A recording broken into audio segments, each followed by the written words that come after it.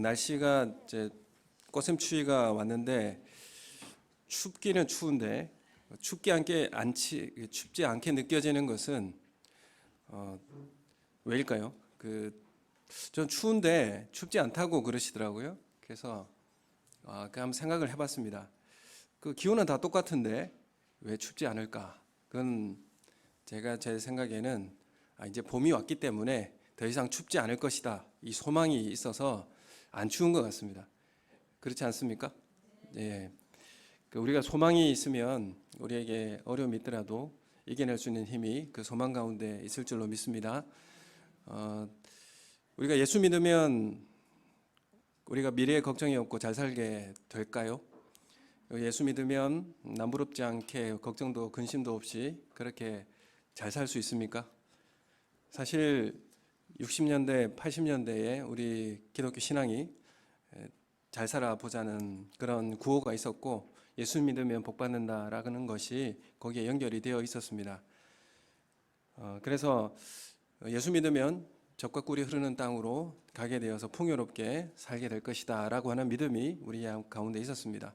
그럼 실제로 복이라고 하는 것이 어떻게 우리에게 주어지게 되는 것인가? 오늘 말씀을 통해서 지리적으로 또 말씀적으로 어떤 의미로 우리를 광야와 또 가나안 땅으로 인도하셨는지를 한번 깊이 생각해보는 시간이 되면 좋겠습니다. 이스라엘이 애굽에서 출애굽하여서 어디로 들어갑니까? 광야로 들어가게 되죠. 광야로 들어가고 그 광야를 40년간을 거쳐서 어디로 갑니까? 가나안 땅으로 들어가게 됩니다. 사실 이 광야로 나간다는 것은 제가 광야를 가보지는 못했습니다만은 광야에 텐트를 치고 야영을 한다고 하는 것이 쉬운 일은 아닙니다. 왜냐하면 먹을 것이 없기 때문에 그렇죠. 물을 싸들고 나오고 또 먹을 것을 말려가지고 가지고 나온다고 할지라도 사실 버틸 수 있는 120만 명이 버틸 수 있는 그 시간이 그렇게 길지는 않는 것이죠. 그래서 사실 광야를 나아가게 되면 음식이 떨어지는 시간이 오게 됩니다. 그때가 되면 이제 걱정이 몰려오게 되고 또 어려움이 찾아오게 되는 것이죠. 그래서 먹을 것이 없는 현실에 이스라엘이 직면하게 되자 애굽에서 해방된 가치가 무언가, 애굽에서 해방된 것이 밥 먹여 주는 것인가, 이런 이제 생각이 들게 되는 것이죠. 이 말은 내가 예수 믿고 신앙생활 하는데 먹여 살려주는 것인가, 이게 내가 정말 잘 되고 있는 것인가 라고 하는 고민과 또한 걱정이 생겨지게 되는 것이죠. 그러자 차라리 이런 이제 이스라엘 백성들은 이런 생각을 합니다. 차라리 애굽에서 떡과 고기를 먹으면서 죽는 것이 낫지 않겠는가? 여기서 굶어 죽는 것보다 차라리 애굽에서 잘 먹고 잘 살다가 죽는 것이 좋지 않겠느냐, 이런 이제 생각을 하게 되는 것이죠. 이런 불평을 하게 됩니다. 그래서 이 말은 어떤 의미입니까? 애굽이라고 하는 곳이 죄의 노예, 그런 의미가 있죠. 그 죄의 노예에서 종에서 구원받은 것, 이 구원받은 것이 밥 먹여주는가, 이런 고민이 있는 것이죠. 우리가 구원받았다고 하는데, 예수 믿고 구원받았다고 하는데 구원받은 것이 정말 세상에서 밥 먹여주느냐, 이 말입니다. 아니, 예수 믿고 구원받았다고 하는데 실제로 생활은 나아지지 않고 정말 더 어려워지는 상황으로 그렇게 걱정 근심은 더 많아지고 그렇다는 것이죠. 정말 이게 맞는 것인가? 차라리 예수 안 믿고 그냥 편안하게 남들 하듯이 그렇게 사는 게 더 좋겠다라고 하는 불평과 원망이 생기는 것입니다. 그래서 우리를 구원하겠다고 데리고 나와서 광야로 나와서 교회에 가라고 하더니 여기서 이렇게 굶겨 죽이는가, 이런 말이죠. 그래서 차라리 남들 하듯이 하고 싶은 거 다 하고 세상이 인정해 주는 방법으로 살면 자존심도 세워지고 또 남부럽지 않게 남에게 손 벌리는 일이 없이 살다가 죽는 것이 차라리 낫겠다. 이게 바로 이스라엘의 원망이었습니다. 광야를 얼마 가지 않아서 이런 원망이 터져오게 나오게 된 것이죠. 그런데 이 원망을 하나님께서 들으셨어요. 사실 출애굽기 16장에 보면 이스라엘이 5번 이상 원망했다라고 그렇게 기록하고 있습니다. 출애굽기 16장 8절에서 9절 말씀 자막으로 좀 띄워주시면 우리 같이 8절 9절 같이 읽겠습니다. 시작. 모세가 또 이르시되 여호와께서 저녁에는 너희에게 고기를 주어 먹이시고 아침에는 떡으로 배불리시리니 이는 여호와께서 자기를 향하여 너희가 원망하는 그 말을 들으셨습니다. 우리가 누구냐? 너희의 원망은 우리를 함이 아니요 여호와를 향하여 함이로다. 모세가 또 아론에게 이르되 이스라엘 자손의 온 회중에게 말하기를 여호와께 가까이 나아오라. 여호와께서 너희의 원망함을 들으셨느니라 하라. 아멘. 지금 모세와 아론에게 원망한 것이죠. 여기까지 데리고 나와서 우리를 죽이려고 하느냐, 이렇게 원망을 합니다. 그러자 모세가 이렇게 하죠. 너희가 우리에게 한 것은 하나님께서 들으셨다. 하나님께 하는 원망이 되는 것이다. 이렇게 말하면서 하나님께서 너희에게 저녁에는 고기를 주시고 또 아침에는 만나로 떡으로 배불리게 하실 것이다. 이렇게 말씀을 하십니다. 광야로 이스라엘 왜 이끌고 나오셨을까요? 사실 이집트가 훨씬 더 먹고 살기 편한 땅이 되는 것이죠. 근데 왜 광야로 이스라엘을 데리고 나오셨을까요? 여러분, 우리를 구원하신 이후에 분명히 우리를 광야로 이끌고 나아가시죠. 그 광야는 먹을 것이 없습니다. 먹을 물도 없는 것이죠. 광야에서 물이라고 하는 건 생명과도 같은 것입니다. 그 광야에서 어떤 훈련을 받습니까? 하나님만 의지하는 훈련을 받는 것이죠. 하나님만 신뢰하는 훈련을 광야에서 받는 것입니다. 물이 없고 먹을 것이 없고 어디로 가야 할지 알지 못할 때에 이스라엘은 하나님만 바라보며 동행하게 된 것입니다. 그 광야라고 하는 그 한가운데 떨어뜨리게 되면 먹고 마실 것도 문제이지만 또 무엇도 문제냐면 어디로 가야 할지 모릅니다. 방향이 없어요. 그러니까 길이 있으면, 표지판이 있으면 가겠지만 거긴 방향이 없습니다. 황무지와 같은 그런 벌판에서 어느 방향으로 가야 할지 알지를 못하는 거죠. 그곳에서 방향을 찾으려면 어떻게 됩니까? 안 가보셔서 잘 모르죠. 하늘을 쳐다보면 됩니다. 하늘을 쳐다보면 뭐가 있죠? 밤에 보면 별이 있습니다. 별이 있으면 뭐가 보입니까? 북극성이 보이죠. 그럼 북극성을 보면 북쪽이 어딘지 알고 방위를 알게 되는 것입니다. 그래서 광야에 가서 하늘을 쳐다본다. 이건 의미가 있는 것입니다. 하늘에 계신 하나님을 바라보고 살아야 하는 곳. 그러니까 하나님을 바라보아야만이 길을 찾을 수 있는 곳. 그리고 하나님을 의지해야만이 먹고 살아갈 수 있는 곳. 그래 철저히 하나님을 의지하며 훈련받는 곳. 그것이 광야라는 것을 우리에게 말씀하고 있습니다. 그래서 이집트에서 하나님 우리를 구원해 내시고 반드시 광야의 길을 걸어가게 하십니다. 그리고 광야의 길 40년을 거치고 난 다음에 가나안 땅에 입성하게 되는 것이죠. 근데 광야는 광야이다 치고, 그럼 가나안 땅은 그러면 먹고 살기 좋은 땅인가? 어떻습니까? 그 땅이 젖과 꿀이 흐르는 땅이라고 하는데 그 땅이 정말 풍요롭고 먹고 살기 편한 땅입니까? 예, 대답을 안 하시는 거 보니까 고민이 아직 되시는가 보네요. 전에 재직 세미나 할 때에 우리가 바라는 천국이 어떤 천국인가를 한번 그림으로 보여드린 적이 있잖아요. 그러니까 파라다이스가 우리가 천국이라고 생각하십니까? 그러니까 하나님께서 하나님 나라라고 하는 것을 우리에게 주실 때에 아무것도 안 하고 이제 들어누워 있으면 먹을 것 갖다 주고 떨어뜨려 주고 그렇게 살아가는 그 상황은 천국이 아니다라는 것이죠. 사실 이스라엘이 광야에 나와가지고 광야의 시절은 이스라엘에게 있어서 하나님은 그들의 전부가 되었습니다. 여러분, 광야를 왜 지나가게 하시는가? 정말 그 의지할 곳 없이 하나님만이 나의 의지가 되는 그런 삶을 살게 하는 것이 광야입니다. 뭐 어떤 질병이나 아니면 인생의 어려운 좌절 가운데 빠졌을 때에 정말 인간의 힘으로 해결할 수 없는, 인간관계나 어떤 내 힘으로 해결할 수 없는 그 문제 가운데서 철저히 하나님만 의지할 수밖에 없는 그 자리가 바로 광야라는 것이죠. 하나님 반드시 이 광야로 우리를 인도하십니다. 그리고 그곳에서 훈련하게 하시죠. 그리고 이 훈련 가운데서 가나안 땅으로 입성하게 하십니다. 우리는 성경을 읽으면서 이스라엘 백성이 왜 이렇게 불평과 원망을 잘하는가? 아니, 이스라엘 왜 이렇게 원망을 이렇게 잘하는가? 이렇게 이야기하겠지만 실제로 그 땅, 이 광야라고 하는 이 땅이 정말 불평이 정말 할 수밖에 없는 땅이구나라는 것을 이해하게 됩니다. 이스라엘 땅에 저도 가본 적이 없지만 가보신 적 있습니까? 그러니까 사실 뭐 교육의 입장에서 우리 그 성도들을 이스라엘 땅으로 성지 순례를 보내는 것보다는 우리 자녀들을 이제 성지 순례로 보내가지고 그 믿음을 갖게 만드는 것이 더 중요하겠다 이런 이야기를 하더라고요. 왜냐하면 우리는 끝까지 예수 믿을 것이기 때문에. 그러나 자녀들은 예수 믿는 믿음이 더 확실해지고 또 확인하기 위해서 반드시 그런 곳에 보내야 된다 이런 이제 교육적 철학이 있습니다. 근데 거기에 가면 실제로 그 땅이 불평이 이해가 되는 땅이라 이렇게 말씀드릴 수 있는 것이죠.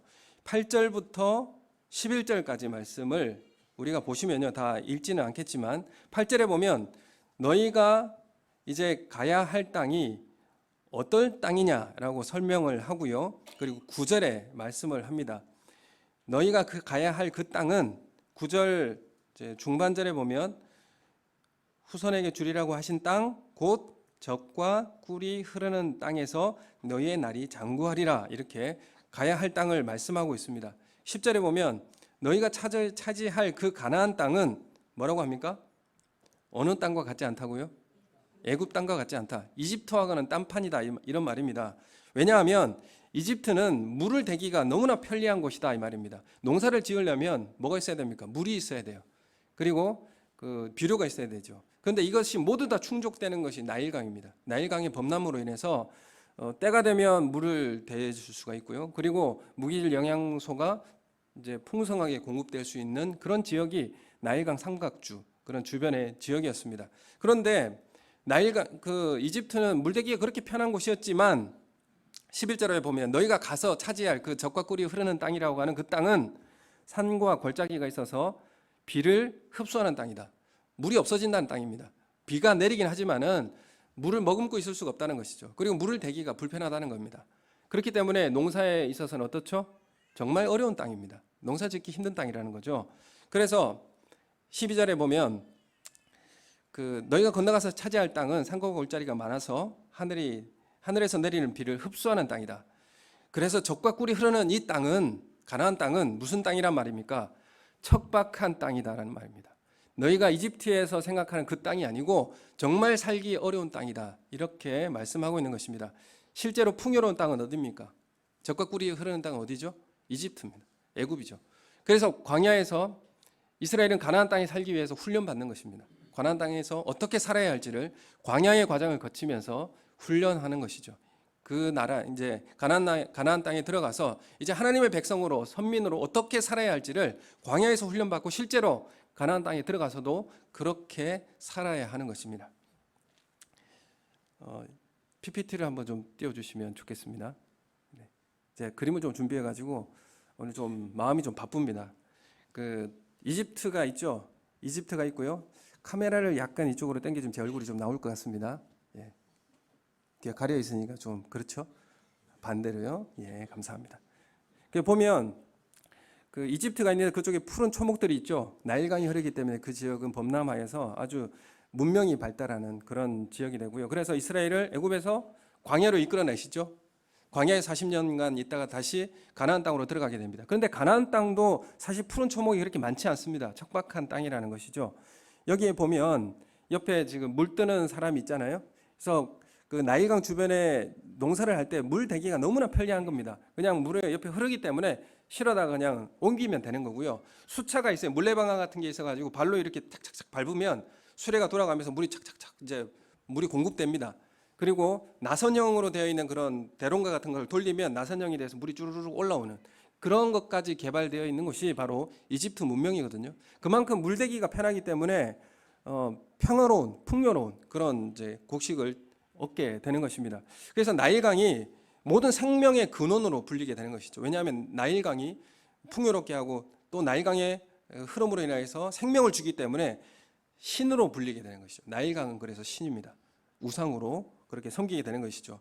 사실 이 강이라고 하는 것이 불규칙하게 범람을 하면 어떻게 됩니까? 재앙이 돼요. 그렇지만 규칙적으로 범람하게 되면 어떻게 됩니까? 이게 축복이 됩니다. 규칙적이고 예측 가능한 범람이 되는 것은 축복이 돼요. 왜냐하면 물 수위가 올라가고 범람하는 그때에는 농한기 일을 하지 않습니다. 그리고 물이 빠지고 거기에 이제 무기질이나 비료들이 쫙 깔아앉고 그리고 농사할 수 있는 기회가 되면 그러면 농번기가 됩니다. 그리고 3월, 6월은 추수기로 바뀌어지게 되죠. 풍년을 얻게 됩니다. 또 물이 넘치죠? 그러면 농한기가 옵니다.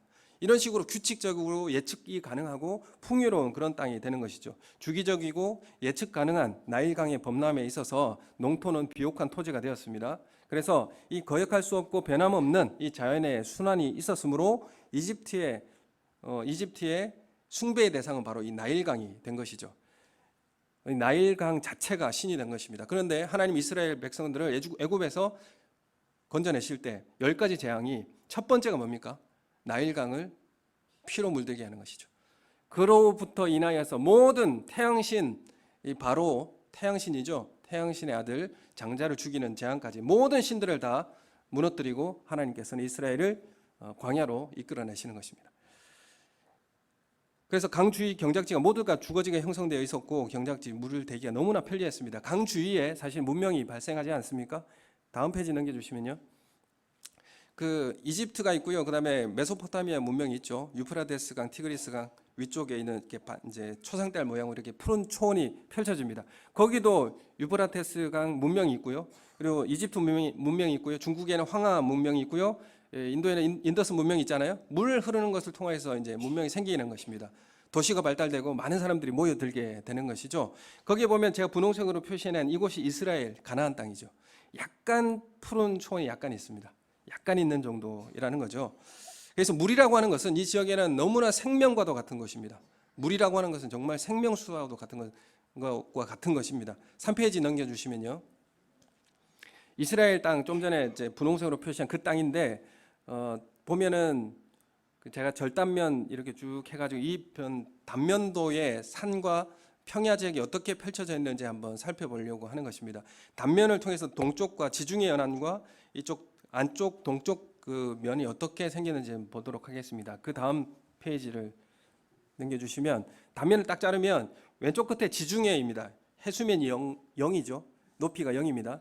그리고 쭉 지중해성 기후를 타고 평야를 거쳐서 예루살렘 지역에 있는 그 산지가 있어요. 산지가 있고 고도가 한 800m 정도 되고요. 그러나 갑자기 이제 절벽이 형성이 됩니다. 그리고 사해 바다나 갈릴리 바다는 그 골짜기 형성이 돼가지고 해수면보다 거의 200m나 400m 아래에 있습니다. 그래서 높새바람이나 팬 현상이 나타나서 갈릴리 바다에는 그 폭풍우가 갑자기 일기도 하고요. 그런 사막 기후 형성이 됩니다. 이쪽에는 사막의 기온이 형성이 왜냐하면 지중해성 그 기후가 이제 몰려와서 비를 서쪽에 쫙 뿌리고요. 그리고 오른쪽에는 10%밖에 비를 내리지 않습니다. 그리고 절벽이 형성되어 있기 때문에 물이 내리더라도 쫙 빠져버립니다. 골짜기로 쫙 빠져버려서 물을 쭉 흡수하게 되는 것이죠. 그리고 그 지하로 쭉 침출되어서 샘으로 솟아나게 되는 그런 지형이 됩니다. 그래서 왼쪽에는 서쪽은 지중해성 그런 기온. 다음 페이지 좀 넘겨주시면 그 이스라엘의 연평균 기온과 그리고 강수량인데 강수량을 보면 우리나라가 강수량이 1년에 이제 1,500mm 정도 내립니다. 그런데 이스라엘은 500mm가 1년 강수량입니다. 우리나라의 3분의 1밖에 내리지 않죠. 내리지 않는데도 언제 집중되어 있냐면 11월 12일부터 12월부터 시작해서 이른비가 시작돼요. 그리고 겨울에 비가 좀 내리고 3월까지 늦은 비, 이렇게 이 기간 동안 비를 500mm가 내리게 되는 것이죠. 그리고 겨울이라고 할지라도 기온이 파란색 그 그래프가 보면 최저 기온이 겨울이라고 할지라도 10도 정도 됩니다. 그리고 낮 기온이 20도, 최고 낮은 기온이 20도가 되는 것이죠. 그래서 겨울 지역에 이른 비와 늦은 비가 내려지면 그 지역의 서쪽 해안에 비가 한 90% 내린다고 하니까 그 지역은 온난 다습한 그런 기후가 되어서 그때 농사를 짓게 되는 것입니다. 그래서 이 기간에 딱 비가 오고요. 그리고 4월 달부터 10월 달까지는 건기가 시작돼서 완전히 황무지가 되는 것입니다. 비가 내리고 오지 않죠. 그럼 뭘로 먹고 살겠습니까? 물이 없으면 이슬로 먹고 살게 됩니다. 그래서 여기에 보면 사시사철 흐르는 강이 없는 이스라엘은 사실 농사짓기 어려운 땅입니다. 물을 끌어올릴 수 있는 물의 근원이 사실 없는 것이죠. 요단강이 있지만 마이너스 400m 아래에 있기 때문에 펌프가 없으면 무용지물입니다. 끌어올릴 수가 없으니까. 요단강은 우리가 사실 한강처럼 그렇게 큰 강으로 생각하지만 졸졸 흐르는 시냇물입니다. 간혹 이 우기 때에만 범람하는 그런 강이 되지 금방 없어지게 되고요. 사실 우리나라도 비가 많이 내리면 홍수가 나고 이렇게 범람하기도 하지만은 흙이 많이 쓸려 내려가지는 않지 않습니까? 그렇지만 이스라엘 지형은 그런 흙 자체가 석회질이고 물이 갑자기 많이 흐르게 이제 비가 오르게 되면 다 쓸려 내려가 버립니다. 그래서 이 농사짓기가 불가능한 지역이 사실은 이 가나안 땅이라 이렇게 말씀드릴 수가 있는 것이죠. 서쪽 평야 지역은 사실 농작물이 좀 자라고 동쪽 골짜기 쪽에는 골짜기 지형이 있기 때문에 뭘 자라게 하느냐면 유실수 같은 거, 포도나무라든지 감람나무, 그리고 그 대추야자 이런 것들을 재배하게 되는 것입니다. 그래서 그 사실 이 가나안 땅은 농사로만 먹고 살 수 있는 지역이 아니에요. 그래서 그 목축업과 농업을 번갈아 가면서 해야 되는 그런 지역입니다. 그래서 젖과 꿀이 흐른다. 이 말은 그 목축업을 하기 때문에 우유가 나오죠. 그리고 꿀이 나온다라는 것은 대추야자나 포도, 그리고 광야의 벌꿀 이런 것들을 통하여서 얻게 되는 그런 땅이다. 그런 의미로 이야기를 할 수도 있습니다. 그래서 사실 이 가나안 땅이라고 하는 것이 그렇게 좋은 땅은 아니다라는 것을 제가 말씀드리고요. 그래서 이 가나안 땅에 들어가도 서쪽 무대와 동쪽 무대가 있는 거예요. 서쪽 무대는 그래도 그나마 비가 구름이 몰려오면 90%는 서쪽에 다 내리고요. 10%만 동쪽에 내리게 됩니다. 그래서 서쪽에 보면 지금 이스라엘도 보면 서쪽에 평야지대가 펼쳐져 있고 이스라엘의 수도도 지금 서쪽에 있잖아요. 그 지중해 연안에 그쪽에 대도시들이 즐비하고 거기에는 많은 사람들이 모여 살고요. 동쪽에 예루살렘 너머에 있는 그 산지 그 지역에는 사람들이 많이 살지 않습니다. 사람 살기 어려운 곳이라는 거죠. 그래서 서쪽에는요. 예측이 가능한 삶입니다. 예측이 가능하다. 왜냐하면 이른 비가 오면 어느 정도 비가 내리는 곳이에요. 그렇기 때문에 예측이 가능한 곳이고요. 토양이 어느 정도 비옥하고요. 충분한 양의 비가 어느 정도 내립니다. 그래서 곡식을 쌓아두고 살아갈 수 있는 지역이 바로 서쪽 지역이었습니다. 기근이 있지만 최소한의 비는 내려주었습니다. 그래서 최악의 순간에도 살아갈 수 있는 지역이에요. 그래서 그럭저럭 모든 것이 굴러가는 곳. 그래서 이 서쪽 지역에 살아가는 사람들은 굳이 기도에 목숨을 걸지 않아도 살아갈 수 있는 지역이 되는 것입니다. 서쪽 무대의 삶은 그래서 어느 정도의 거둬들이는 곡식들이 있고 그것을 쌓아둘 수 있기 때문에 미래에 초점을 맞춰주는 삶을 살아가게 됩니다. 왜냐하면 예측이 가능하고 이제 이게 규칙적으로 뭐가 수입이 들어오게 되면 현재에 맞춰서 삶을 살지 않습니다. 미래를 준비하며 살아가게 되는 것이죠. 그래서 이 서쪽의 배경으로 살아가는 사람들은 미래에 초점을 맞추어지게 되는 것입니다. 보험을 들고요. 노후를 준비하게 되는 것입니다. 그래서 이 지역은 사실 그런데 어느 나라가 이제 주둔해서 이제 지배하고 살았냐면 바벨론이 아니죠. 블레셋이 그 지역을 차지했습니다. 그리고 페니키아가 서쪽 무대를 배경으로 발달을 하게 되었죠.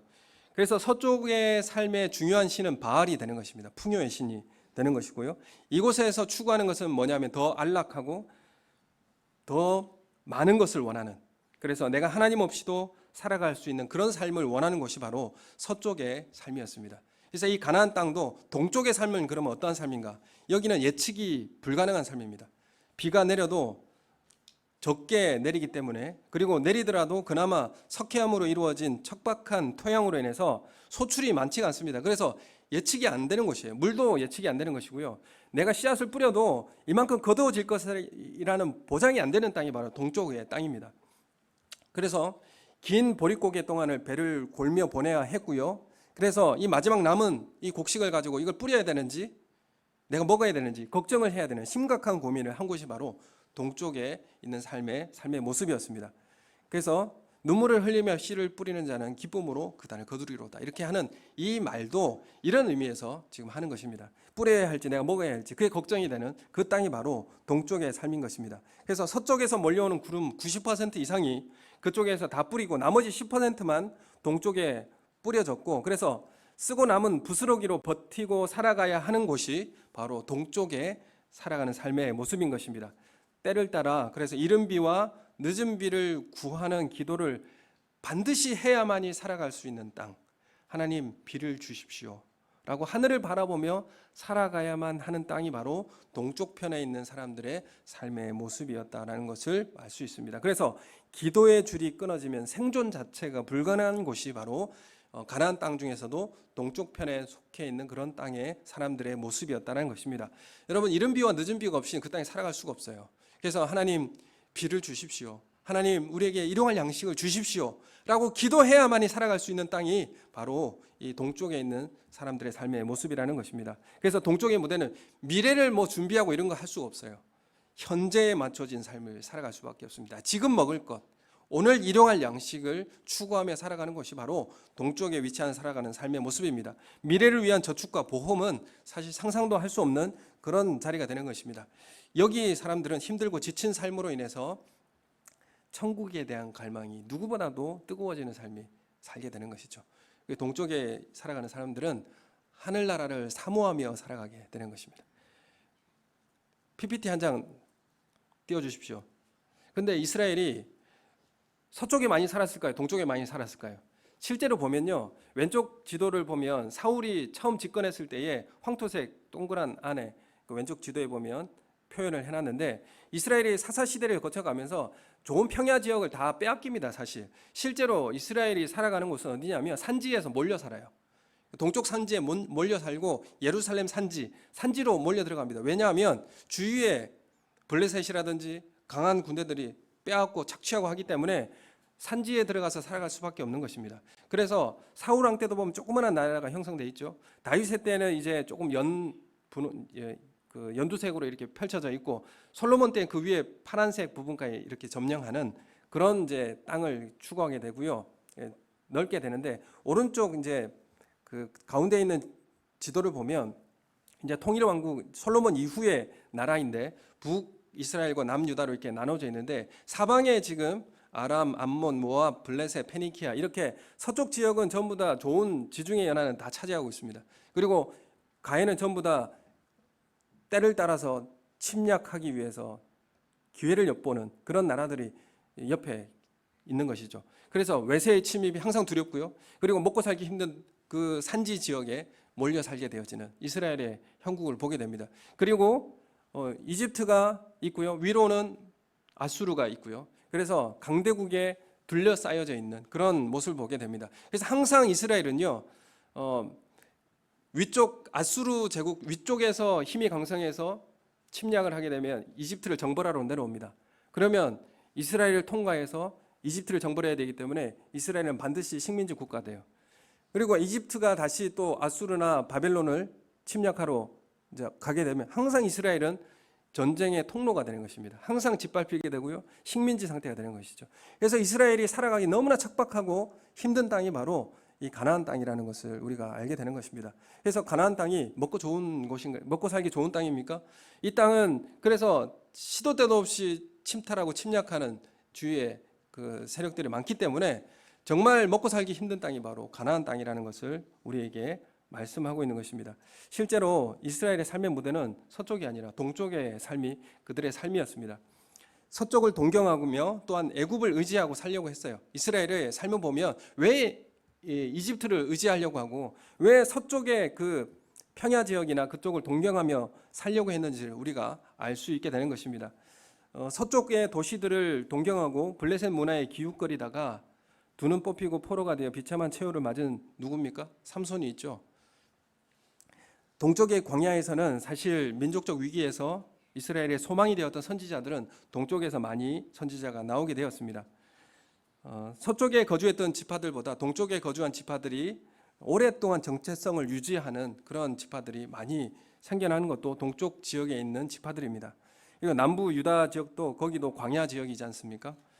우리가 소원하고 바라는 이 젖과 꿀이 흐르는 땅은 어떤 땅입니까? 우리가 바라는 젖과 꿀이 흐르는 땅, 이집트와 같은 그 땅은 어떤 땅입니까? 서쪽 평야와 같은 그 땅은 어떤 땅입니까? 하나님 없이도 잘 살 수 있는 땅이죠. 여러분, 우리가 예수 믿고 젖과 꿀이 흐르는 땅을 기대한다는 것이 내가 예수 믿고 하나님 없이도 살 수 있는 그 땅을 우리는 바라고 살아가는 것은 아닌가? 하나님 나에게 10억만 주면 더 이상 이제 하나님께 나와서 아쉬운 소리 하지 않겠습니다. 하나님께 기도하지 않고 제가 제 힘으로 한번 살아볼 테니까 그만큼 제공해 주시면 이제 뭐 남부름 없이 걱정 없이 그렇게 살겠습니다. 이게 젖과 꿀이 흐르는 땅이 아니라는 것이죠. 하나님 이런 땅으로 우리를 인도하시지 않습니다. 하나님께서 우리에게 주시고자 하는 땅은 어떤 땅입니까? 그 땅은 동쪽 토양입니다. 그곳에는 하나님께서 생사여탈권을 쥐고 있는 땅입니다. 우리의 생명을 하나님이 쥐고 계시는 그 땅이 바로 동쪽편에 있는 가나안 땅입니다. 이곳은 나의 죄악된 본성을 쫓아서 마음대로 가려고 하면 하나님께서 나의 목을 이끌고 그의 계획하시는 곳으로 가게 하는 곳이 바로 동쪽의 땅입니다. 이 땅은 눈으로 보기에는 광야입니다. 주보에 보면 지금 그 그림에 유대 광야, 2월 달에 유대 광야, 비가 내리는 그때 우기 때의 유대 광야거든요. 수목이 풍성하게 자라가고 있습니까? 그렇지 않죠. 비가 많이 내린데도 이런 광야가 펼쳐지게 되는 것입니다. 우리가 이 땅은 눈으로 보기에는, 겉으로 보기에는 광야입니다. 어떻게 사람이 살 수 있는 곳인가라고 하는 곳이지만 영적으로 바라보면 그 땅이 젖과 꿀이 흐르는 땅이 되는 것입니다. 왜냐하면 이곳은 천국 백성의 합당한 인격으로 우리의 내면을 연단하고요, 담금질하는 영적 훈련장이 되기 때문에 그렇습니다.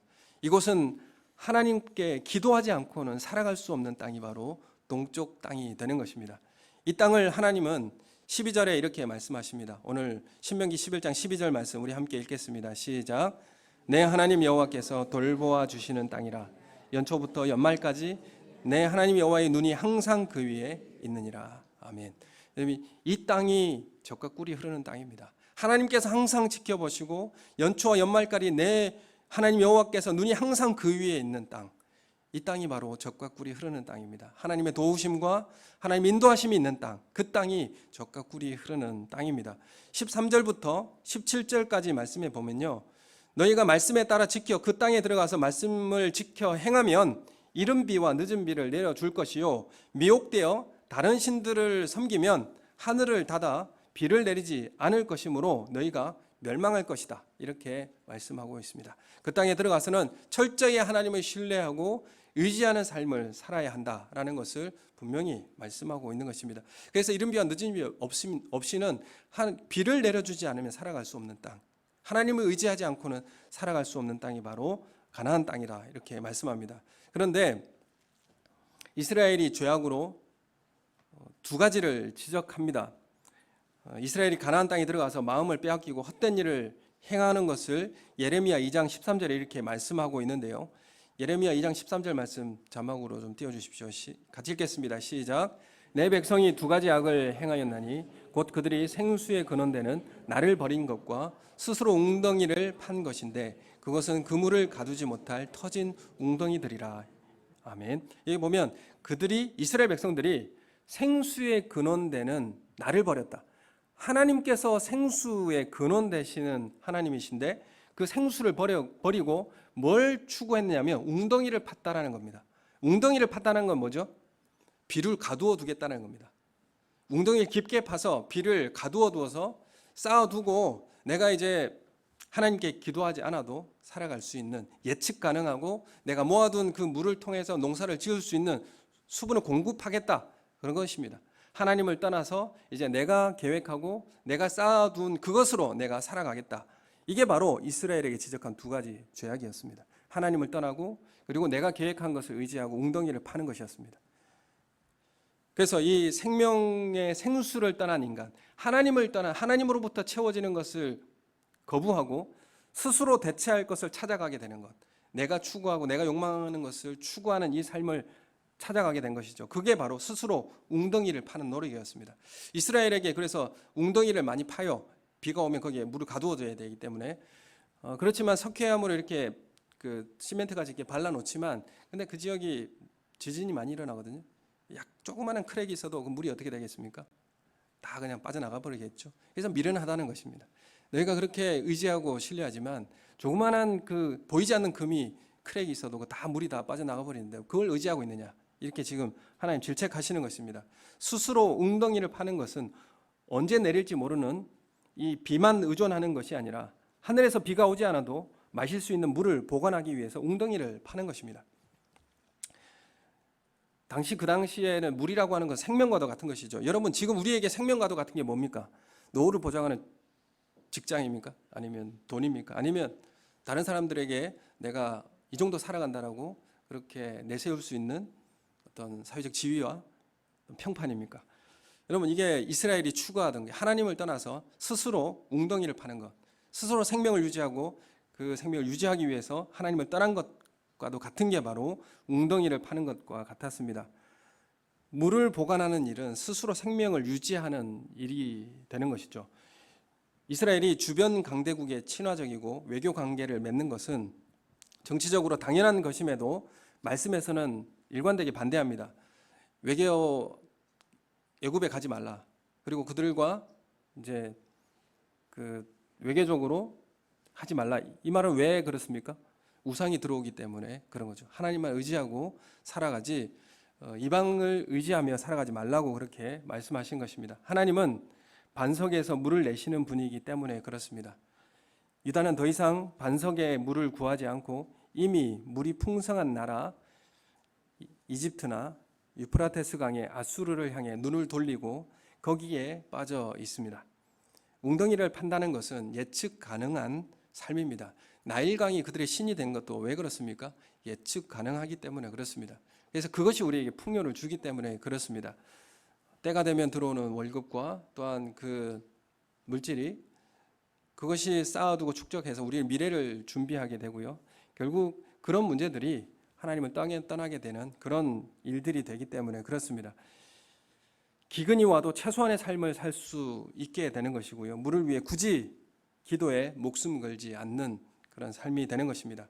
현재 풍요한 삶으로 미래를 위해 저축하는 삶이 되는 것입니다. 나의 재정과 재능을 기반으로 어떤 저축하고 더 큰 부를 축적하고 물려주기 위해 모든 에너지와 시간을 쏟아붓는 삶. 이 삶이 바로 하나님을 의지하지 않고 서쪽의 삶을 추구하고 그리고 이집트의 삶을 추구하는 그런 삶의 모습이라는 것입니다. 사실 서쪽에 가나안 땅 서쪽에 있는 살아가는 삶은 도시와 대도시가 펼쳐져 있고 시끄럽고 바쁜 삶입니다. 수많은 모임과 이벤트와 여가 생활로 인해서 바쁜 곳이 바로 서쪽의 삶의 모습입니다. 밤새도록 즐길 수 있는 환경과 분위기가 있는 곳도 바로 풍요로운 서쪽의 삶의 모습입니다. 그곳에는 수많은 우상들이 즐비한 곳이 바로 또한 서쪽의 삶입니다. 사실 우리가 편안하고 풍요로운 삶이 잘못된 것은 아닙니다.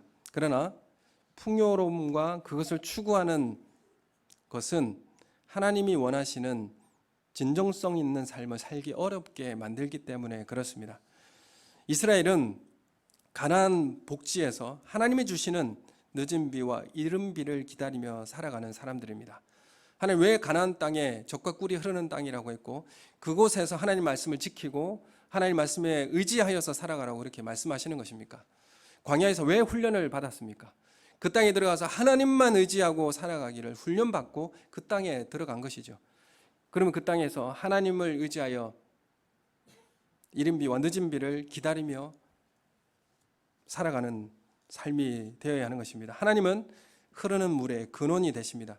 물을 마시기 위해 생수의 근원에 가면 됩니다. 그러면 마실 수 있습니다. 하나님께 가까이 가면 그 생수의 물을 마실 수 있습니다. 우리가 내가 다른 것들을 추구하고 그것으로 내 만족을 채우려고 소금물을 자꾸 마시니까 그 소금물이 더 갈증을 느끼고 마시면 마실수록 더 갈증이 우리에게 느껴지지 않습니까? 그렇지만 하나님은 우리에게 생수의 근원이 되셔서 우리의 이 갈증을 채우고도 남음이 있다라고 말씀하십니다. 우리가 다시 광야로 들어가서 주님과 함께 다시 먹고 마시는 그런 신뢰의 삶이 우리 가운데 회복되어야 합니다. 그리고 무엇을 더 의지하고 하나님보다 더 무엇을 더 신뢰하고 있는지 우리의 삶을 다시 돌아봐야 합니다. 하나님께서는 그러한 삶에 다시 우리를 광야로 안내하실 것입니다. 그리고 광야에서 훈련받게 하실 것입니다. 광야는 하나님만을 바라보아야만 살 수 있는 곳입니다. 광야의 삶은 미래를 예측할 수가 없어서 오늘만을 바라보는 삶을 살 수밖에 없습니다. 광야의 삶은 고요하고 적막하고 척박한 곳입니다. 그래서 바쁘고 시끄러운 삶에서는 들을 수 없는 하나님의 음성을 어디서 듣습니까? 광야에서 듣게 됩니다. 광야의 삶은 사실 힘들고 지친 삶입니다. 육체의 노동으로 종일 일해도 하루 먹을 양식을 얻기도 힘든 그 자리가 바로 광야의 그 동쪽의 삶의 모습입니다. 이 힘들고 지친 삶은 하나님 나라에 대한 갈망을 더욱 뜨겁게 만드는 곳이 바로 광야의 삶의 모습입니다. 우리가 이스라엘을 젖과 꿀이 흐르는 땅으로 왜 하나님께서 인도하셨을까요? 하나님께서 이집트와 같은 그 풍요로운 땅에서 왜 건져내어서 광야를 거쳐서 가나안 땅의 척박한 땅으로 인도하실까요? 우리가 천국 소망을 잃지 않고 끝까지 하나님을 의지하고 신뢰하며 믿음 지키고 주님 품에 안기도록, 주님 우리를 그 땅이 하나님께서 바라보시고 하나님께서 인도하시는 그 삶이 되도록 하나님께서 우리를 붙들기 위해서 우리를 가나안 땅으로 인도하시지 않겠습니까? 오늘 우리의 삶에서 주님의 음성을 듣고요, 또 주님을 오직 신뢰할 수 있는 그런 삶을 다시 살아가는 은혜가 있기를 예수님의 이름으로 축원합니다. 우리 함께 기도하겠습니다.